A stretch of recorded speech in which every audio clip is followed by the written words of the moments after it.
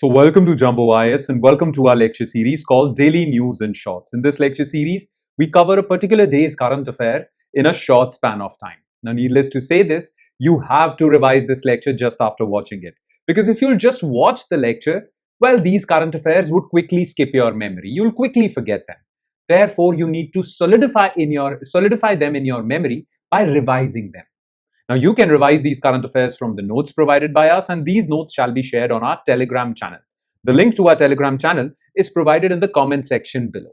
Alright then, enough of the introduction. Let's straight away jump into the lecture. But first, let's take a look at the list of topics that we shall cover today. So let's begin.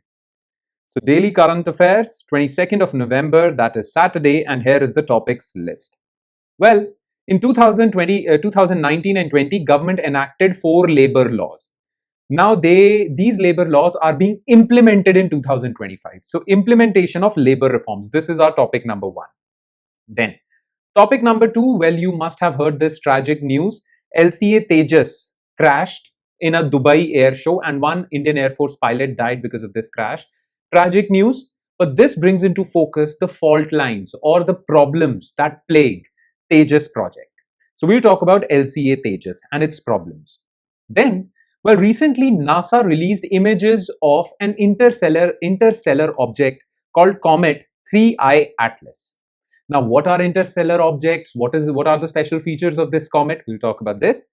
And in the end, we'll talk about Humboldt penguin because it was recently categorized to endangered status in IUCN.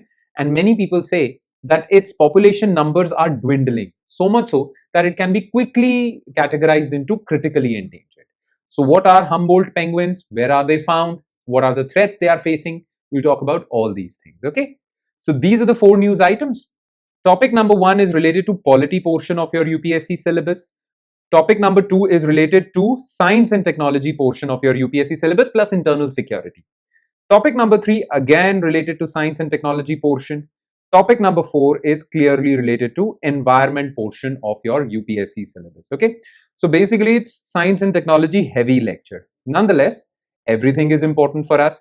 So we will discuss each and every topic in detail. So let's begin that discussion. Starting with topic number 1, and that is implementation of labor reforms. You see, India has a lot of labor laws. India had a lot of labor laws. Plus, labor is a concurrent list subject. That means central government can make laws on it, state governments can make laws on it. And because of this provision in our constitution, well, there are so many labor laws in our country, which make our labor legal architecture extremely complicated. Now, when labor laws are complicated and fragmented and too many, well, it becomes very difficult for businesses, factories, to do business in India because they have to follow all these complicated rules and regulations. So this really harmed our ease of doing business. So to improve ease of doing business, government has taken so many steps. One step was making labor laws easy. And this is known as labor reforms. Now, what did the government do? Well, central government took the initiative. There are 29 central laws with respect to labor. 29. What did the central government do? Well, central government combined all these 29 laws and created 4 laws. So it reduced the number of central laws to 4. So they combined all the provisions of these 29 laws and created 4 labor codes. Plus those 29 labor laws were also faulty. They had certain problems. Those were also rectified. Now these 4 labor codes were enacted in 2019-20, but they were not being implemented. It took 5 years for these labor laws to get implemented, and now the government has announced that we are formally implementing these 4 labor codes. Okay, so this is our topic of the day. So let's talk about this. Okay, so implementation of labor reforms. So what was in the news? India's manufacturing sector has long needed a complete overhaul of labor laws to boost growth and job creation because it improves ease of doing business, right? The NDA government consolidated 29 central labor laws into 4 labor codes, aiming to simplify and modernize. Okay, these laws were enacted in 2019-20, but it is now that they are being implemented. Okay, now about these 4 labor laws or 4 labor codes. So the 4 labor codes are: number 1, code on wages, which will contain all legal provisions with respect to wages, minimum wage, floor wage, everything, overtime pay, everything. Then industrial relations code, relationship between or disputes between, well, industrialists and their laborers. How will they be resolved? This is there. Hire and fire policy. Can you fire everyone? All these rules are over here. Then code on social security. Formal workers in India have social security like employee state insurance, provident fund, health insurance. These are social security benefits. Well, government has created a separate law for this. And then certain factories contain or have hazardous activities where laborers are employed. So to ensure their safety, occupational safety, health and working conditions of Laborers Code 2020. Okay, so the codes came into effect from November 21st, replacing 29 central labor laws.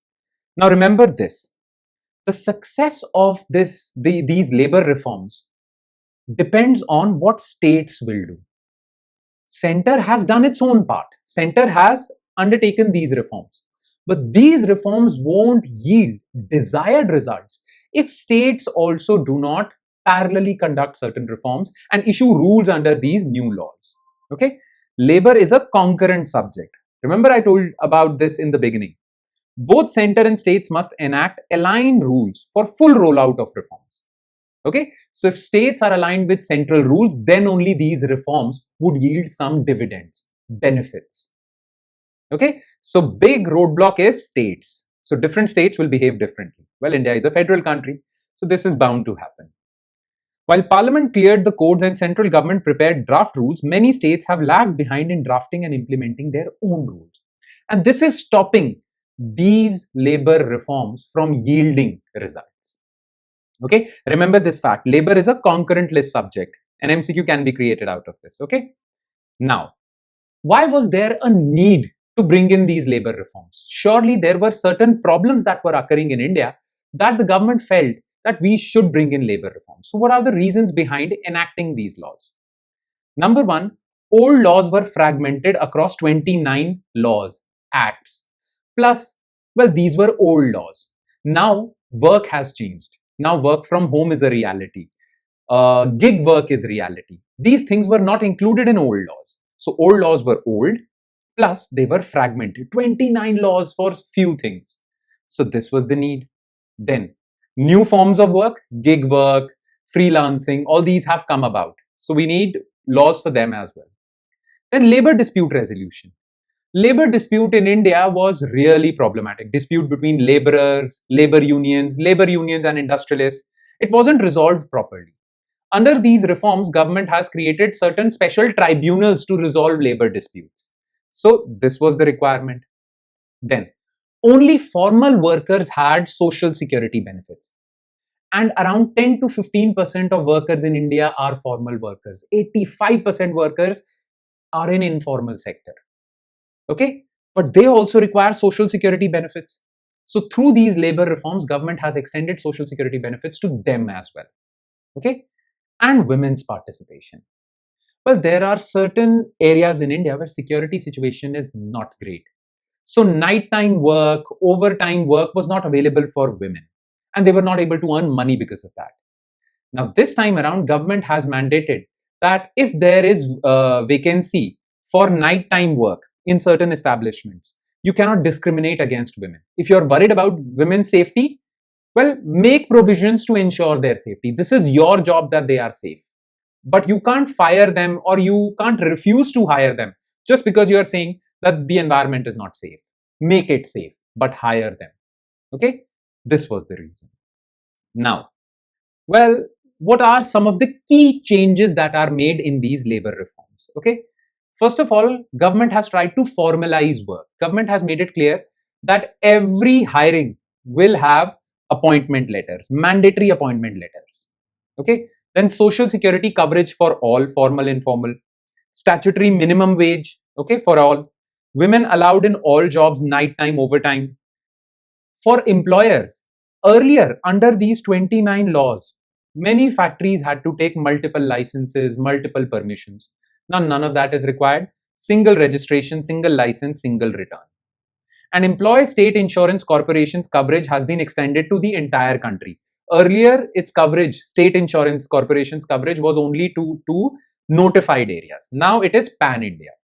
Plus, there are many other changes. For example, government has defined what is fixed term employment. Okay, fixed term employment or contractual work.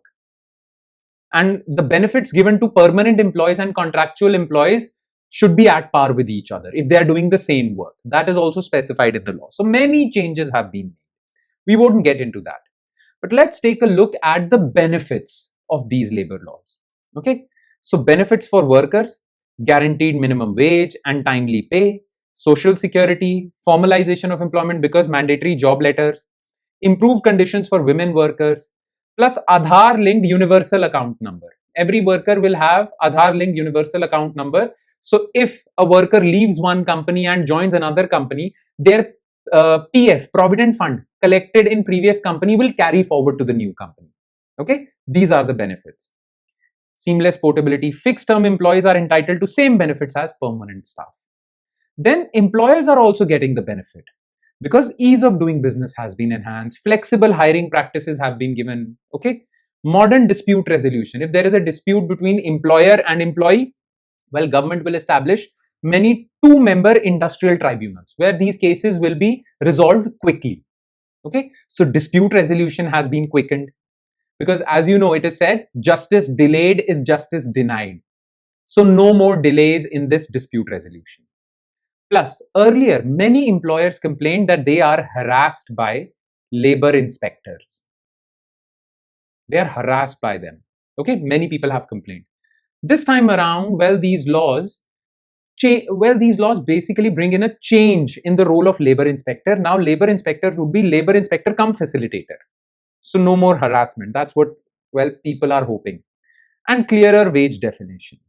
Plus, if workers are benefiting, employers are benefiting, definitely the economy will benefit. Okay, though there are some challenges. What are the challenges? Well, the challenges are that, very simply put, these laws will only get implemented if center and states cooperate properly because it is a concurrent subject. Apart from this challenge, everything seems fine. Okay, all right. Now let's quickly shift our focus to a tragic news, that is LCA Tejas Crash. Well, you know, we have discussed this previously also. Atmanirbharta is a buzzword. And Atmanirbharta in defense is very important. India wants to create its own weapons and weapons platforms, aircraft, submarines, aircraft carriers, all these things. Now, LCA Tejas was the crowning jewel in all of this because LCA Tejas, Light Combat Aircraft, LCA Tejas, our very own aircraft, fighter jet, was indigenously developed. But a bad news occurred. Well, Dubai was hosting an air show where an Indian Air Force pilot was flying LCA Tejas. LCA Tejas crashed and that pilot died. Tragic news, of course, but it also brings into focus the problems of this indigenously developed fighter jet. Many people are saying that we should produce our own fighter jets, and some people are saying that foreign fighter jets are technologically superior, therefore we should just import them. Now, this crash basically makes the argument of people who support import of fighter jets stronger because this brings into focus the problems faced by LCA Tejas. So let's talk about those problems, okay? Because if we don't know about those problems, how will we improve? So let's take a look. LCA Tejas Crash. So a Tejas Mark 1 aircraft crashed on November 21st during a demonstration at the Dubai Air Show. Pilot fatally injured and, well, died. This is only the second crash in 24 years. Tejas has only seen 2 crashes in 24 years, but the second crash was fatal. In the first crash, the pilot survived. In this, the pilot did not. Now let's talk about Tejas, this aircraft that we brag about and we are also sometimes embarrassed about. So let's talk about Tejas. So Tejas is the Indian Air Force's indigenous, that means India's very own, single engine, delta wing, multi-role combat aircraft. Okay, it is manufactured by HAL and designed by Aeronautical Development Agency. Okay, it is the smallest and lightest supersonic fighter. So it is very light as compared to other foreign aircrafts and small also. So it is more well flexible or well agile let's use the word agile, not flexible. Now, Indian Air Force has inducted 38 Tejas aircrafts in 2 squadrons with orders placed for 182 more and plans to induct up to 351 fighter jets. So, Indian Air Force is quickly beefing up its Tejas fleet, okay, and replacing old foreign fighter jets. But Indian Air Force has a lot of reasons to complain about. And what are those reasons? First of all, there are engine challenges. The engine used in LCA Tejas is not Indian. And that is why we are dependent on foreign imported engine. Now, sometimes the supply of this foreign imported engine gets disrupted. So LCA Tejas production gets disrupted. And Indian Air Force does not get this fighter jet. Okay, Indian Air Force complains about it. Engine challenge. Earlier, it was thought that India is going to develop its own engine. And you know what? Developing engine is really complicated. Very few countries have the technology.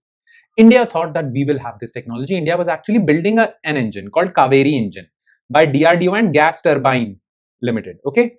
Well, this project got delayed. Therefore, in 2008, it was decided that let's fit Tejas with General Electric F404 engine. So we gave up on Kaveri engine. So aircraft is ours, but the engine is foreign. And sometimes, well, General Electric fails to provide supply of this. This is a problem, okay? Engine is not our own and we do not have complete sovereignty. Then there are performance challenges, which is more problematic for Air Force. Lower external load capacity can carry only 3 tons of external load compared to Gripen and F-16. Then short escort range, 300-kilometer range only. And lower mission endurance, only 59 minutes. It can only fly for 59 minutes, whereas F-16 can fly for 2 hours. Okay. Plus, to get this aircraft ready, you require 60 minutes. So when the direction comes that you have to fly Tejas, well, Air Force requires 60 minutes to prepare this fighter jet, whereas F-16s and all require 20 to 25 minutes. These are some of the performance challenges. Okay. Now, the biggest problem that Indian Air Force complains about is delay in supplying this fighter jet. They blame HAL for this.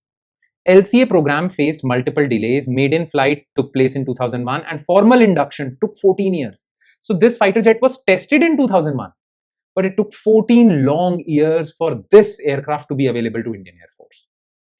HAL's delivery delays and performance issues have led to dissatisfaction within IAF, with senior officials publicly expressing concerns over HAL mission readiness. Plus, Indian Air Force chief has also complained about this. Okay. These are some of the problems. Now, this is all fine. This is all fine when we are only talking about Tejas. But if Tejas is not ready, well, there are some strategic concerns for India. Defense preparedness concerns. Why? Well, Indian Air Force says that we need at least 29 fighter squadrons. Okay? For being ready for a two-front war with China and Pakistan, we need at least 29 fighter squadrons ready. The thing is that already MiG-21 has been retired, MiG-29 is aging, Jaguars, Mirage 2000 jets are aging. So there is high pressure on Air Force to have more squadrons of fighter jets. But LCA Tejas is not delayed, is not given on time, supplied on time. So operational readiness of Indian Air Force, that gets hampered. Okay, so these are some of the problems. Make sense? All right. Now let's quickly shift our focus to next news item, and that is Comet 3I Atlas. Now, recently NASA basically released images of Comet 3I Atlas. Comet 3I Atlas is basically an interstellar object. Now, this news item basically focuses on interstellar objects. Okay, what are interstellar objects? Why should we study them? Why is it important to study comets? All of this. So this is important for preparing for space-related news when it comes to science and technology. So pay close attention, okay? So Comet 3I Atlas. So what was in the news? NASA on Wednesday released new images of Comet 3I Atlas, an interstellar object that astronomers have determined is billions of years old. So if you are able to analyze this object, you can look back in time. What was the material used in the universe billions of years ago? Okay, so it's significant from that respect as well. The comet is just the third interstellar object that scientists have discovered. Scientists have so far only discovered 3 interstellar objects. Okay. Now, what are interstellar objects? Okay. Well, interstellar objects are those objects that are outside our solar system, that do not belong to our solar system. Our solar system contains planets, their moons, and various asteroids. But there are certain icy objects that come from outside our solar system. They enter our solar system, take one round around the sun, and then go out of the solar system. Objects that come from outside our solar system are called interstellar objects. Okay, this is a comet that came from outside our solar system, came close to the sun, took a round of sun, and then went away. So let's understand interstellar objects, because questions can be asked. Okay, so what are interstellar objects? So these are celestial bodies originating outside solar system that pass through it. So they originate outside solar system but just pass through the solar system and then go away. Unlike solar system bodies, they are not gravitationally bound by the sun.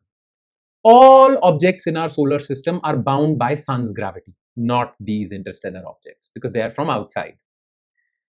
Plus, the thing is, if this is our sun, okay, all solar system objects, planets, their moons, their asteroids, they revolve around the sun and follow an elliptical orbit.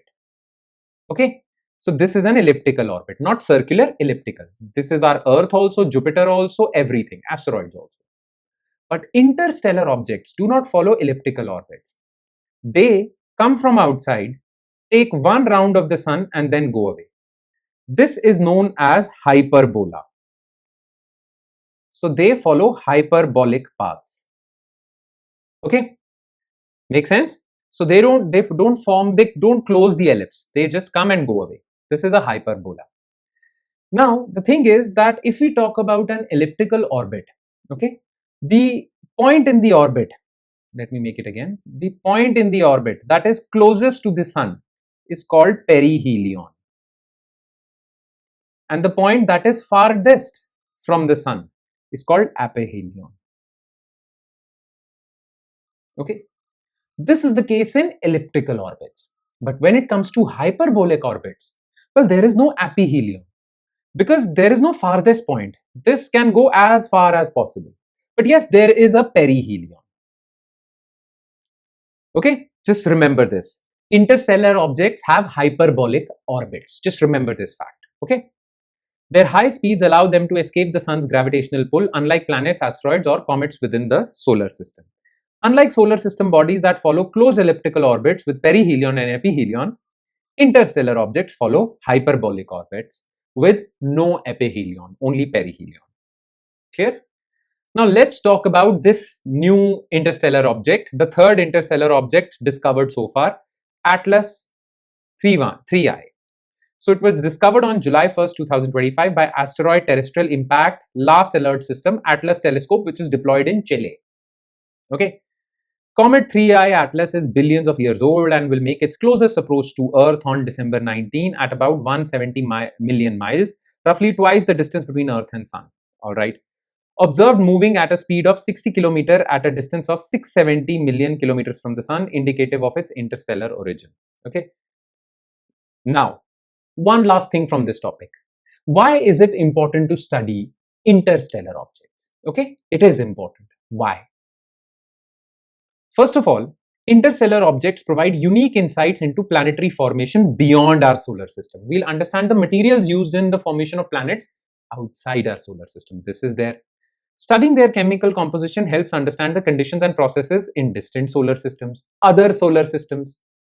They offer a tangible connection to broader galaxy materials. There are many other solar systems in our Milky Way galaxy. This can help us guess what type of materials are found in other solar systems of Milky Way galaxy. This is there. Plus, humans may take thousands of years to visit exoplanets, planets outside our solar system. So we can't study these exoplanets. But through this, these interstellar objects, we can at least make a guess what these exoplanets would be made up of, right? So this is there. Clear? That's about it. Now let's quickly shift our focus to last news item of the day, and that is threat to Humboldt penguin. Now look, when you hear the term penguins, well, penguins are mostly found in Antarctica. We all have seen cartoons, we all have seen their images. They are very fascinating creatures. But a particular species of penguins are found outside Antarctica as well.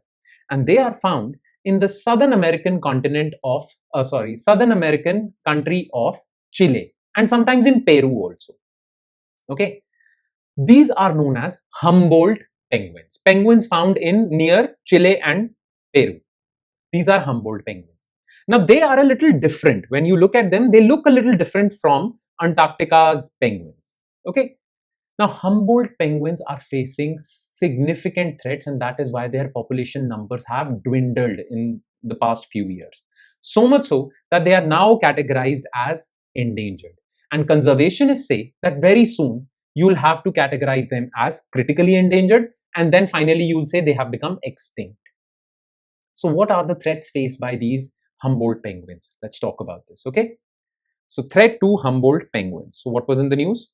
Chilean scientists warned of further risk to world's shrinking population of Humboldt penguins, one of the few species that live on rocky coastlands in more temperate regions, after officials declared the species endangered.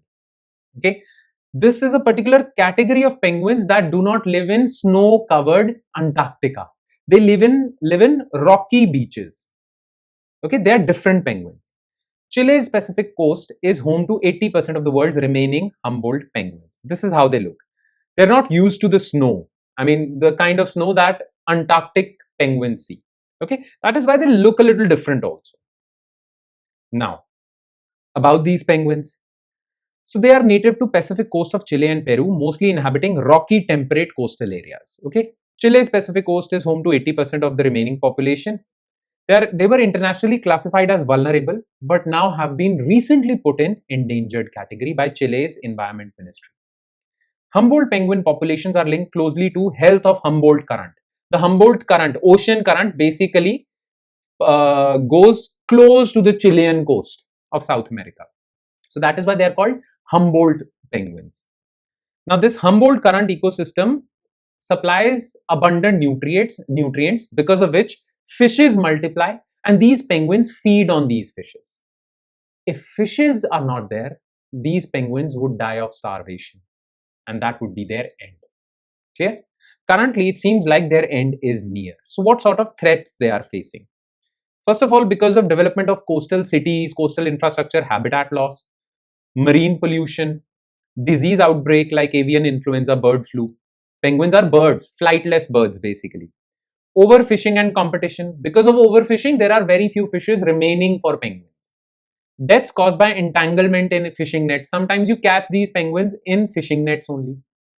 Plus, El Nino events have become very frequent in the past few years, which have El Nino basically depletes fish stocks in the coastal areas of South America, Pacific coastal area of South America. This is bad news for penguins because penguins feed on these fishes. All right. Now, these particular kind of penguins are endangered. They were once vulnerable. Has Chile or Peru taken any steps to conserve them? They have. Okay. Chile implemented a 30-year hunting ban in 1995, and Peru enforces protections under CITES and national laws. But despite these protections, these penguins are suffering. All right. That's about it.